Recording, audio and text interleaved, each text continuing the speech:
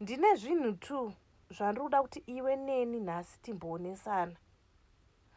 Murume anokuudza kuti inini kondomu harindifite, kana kuti kondomu rinondivava, rinondinhuhwira, kana kuti kondomu rinoita kuti inini ndinonoke kutunda. Zvinhu zvitatu izvozvo ndo makombulenzi evanhurume kana achida nyoro. Munomboti tambe muchipfekedzana zvigiringindi, asi kana toona kuti panapa ndakutoda kudya chaizvo chaizvo, anokutaurira zvinhu zvitatu izvozvo kuti izvozvo hazvindifiti. Garai mangwarira ipapo munhu anokuudza izvozvo. Ziya kuti zvakatoendwa, munhu iyeye akuda kukupa chirwere. Hakuna zvakadaro. Hakuna zvakatodaro zvachose zvekuti hanzi ini ndinononoka kutunda nekondomu. Asi ukandipa nyoro ka1, aiyo, madhiri ayo garai masiya.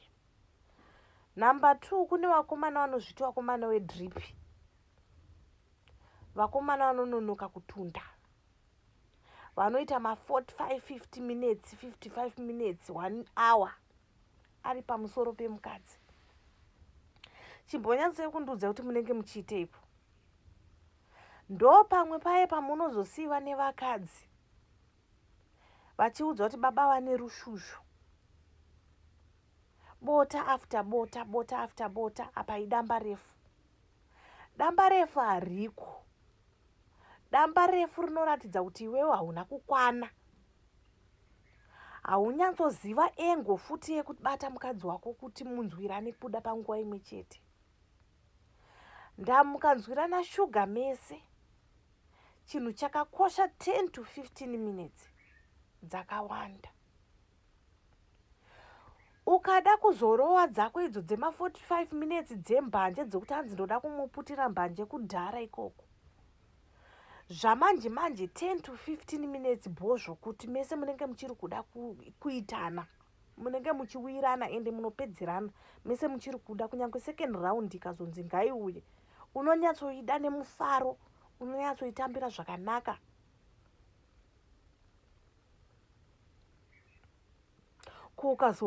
Ukazotora hure, unoita sei? Hure rinotokudza kuti nini 30 minutes mari yakati. Ende rinenge rakabata foni, usafungidzire kuti inonakirwa newe kaneskiri. Chariri kuda kuti tunda iwe uende. Nguva dzako ngadzikwane uende. Iwo ndo paunochada kudanga kudzanadzana kuti zviite sei. Dzidzisa miri wako kweactive. Dzidzisa nhengo yako kuti ngaisvika apa, ngaibate apa, ngairowe kona iyi, ngaidai. Kuite kuda kuita chihwaiwai chisina nebasa rese. Hazviko zviye zvakasara zviye. Kuita kubudika ziya, kuita uchingosvirwa chete. Zvisina kana staera. Zvongonzi inini ndinokupedzera. Inini ndokupedzera. Aiwaka, kana uchindipedzera chaizvo chaizvo.